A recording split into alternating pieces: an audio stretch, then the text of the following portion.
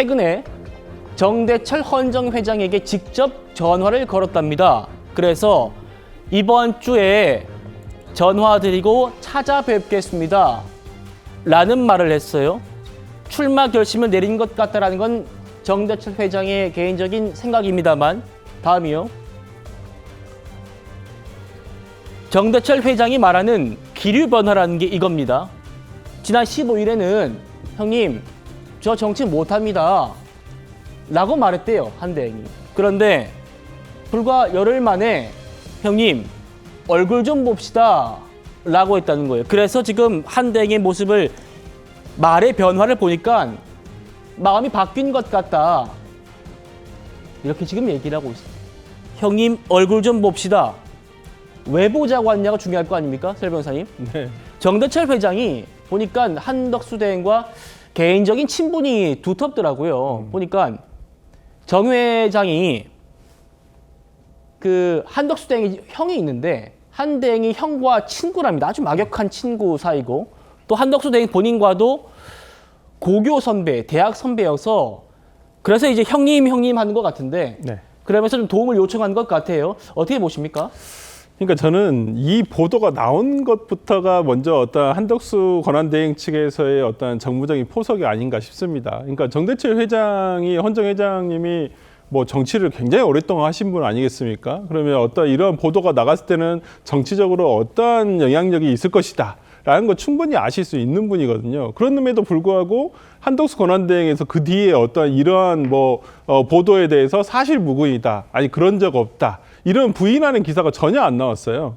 그렇다고 실제 만남을 가지건 아니면 약속을 했건 간에 어쨌든 간에 이러한 부분에 대해서 한덕수 권한대행이 정대철 헌정 회장을 통해서 이런 말이 언론에 알려졌음에도 불구하고 어떤 부인하는 기사가 없다는 것은 뭐 출마를 거의 제가 봤을 때는 99% 어떤 확정한 것은 아닌가라는 생각이 좀 들고요. 뭐 정대철 헌정 회장이 지금까지 계속 최근에 보인 모습은 어떤 개헌에 대한 얘기를 계속 지속적으로 해 오셨거든요. 근데 그 부분이 조금 자초된 면이 없지 않아 있는데, 어떤 한덕수 권한대행이 출마를 한다고 한다면 개헌과, 특히나 한덕수 권한대행은 지금 임기 3년에 개헌을 완성하겠다라는 것으로 지금 나오려고 하시지 않습니까? 그렇다고 한다면 그 개헌과 관련해 가지고 뭐 본인이 어떤 역할을 하시지 않을까 싶습니다. 예, 개헌으로 넘어가기 전에 김지영 대변인님, 정대철 헌정 회장 같은 경우에는 민주당에서 꽤 오래, 아주 오래 국회의원도 지냈고 또 상임 고문도 지냈잖아요. 근데 이제 한덕수 대행과 이렇게 막역한 사이라서 더 부각됩니다만, 뭐 형님 하면서 지금 마치 뭔가 한덕수 대행의 출마에 큰 역할을 할 것처럼 보도되는 것에 대해서 민주당 어떻게 보고 계십니까? 글쎄요, 뭐 그거야 뭐 이제 우리 정대철 헌정 회장께서 본인이 스스로 어떤 역할이 있으시다 이렇게 생각하실지 모르겠습니다. 뭐 그거야 뭐 그 지켜보면 될 것 같고, 뭐 오늘 보도에 따르면 권영세 국민의힘 비대위원장께서도 정대철 회장께 전화 통화를 드려서 이 좀 단일화 성사될 수 있도록 도와주십시오 이런 얘기했다는 거 아닙니까? 네, 그 얘기 잠시 뒤에 또 해볼 겁니다.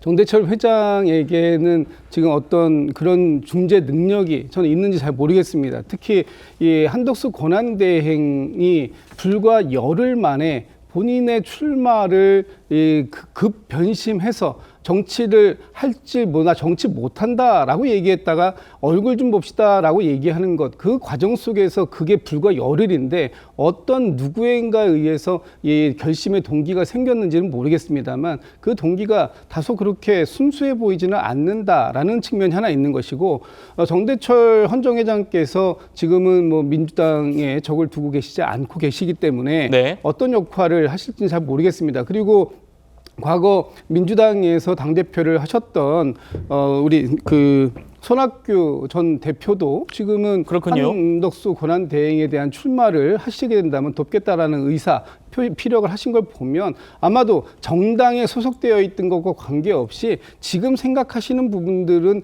본인의 개인적인 의견들일 것이고, 그런 개인적인 의견들에 대해서 민주당 차원에서 굳이 뭐 평가하거나 논평해야 할 사안은 아닌 것 같다 이런 생각이 듭니다. 알겠습니다. 한덕수 대행이 정대철 회장한테 연락한 거는 뭐 단순히 이런 뭐 형과 친구고 고교 대학 선배고 뭐 그런 친분 때문만은 아닙니다.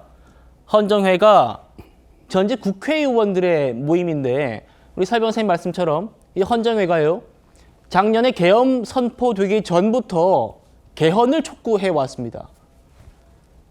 그래서 헌정회장 차원에서도 헌정회 차원에서도 개헌에 다소 미온적인 이재명 후보와 뭔가 선을 긋고 한덕수 대행과 손을 잡으려는 것 아닌가. 한덕수 대행 입장에서도 개헌에 미온적인 이재명 이 후보와 차별화에 나선 것 아닌가 이런 분석이 나옵니다. 한번 들어보시죠. 이재명 대표와 최근에 통화를 하셨다고 했잖아요. 조기 대선과 국민투표를 같이 하자라는 제안을 했는데 네라고 답했다. 제가 1월 달에 통화하고 이번에 또 연락이 왔어요. 한 나흘 후에는 걔들도 지금 또 바꾸신 것 같아서 대단히 혼란스럽고 이게 이래서는 안 되는데 안타까움을 금할 수가 없습니다.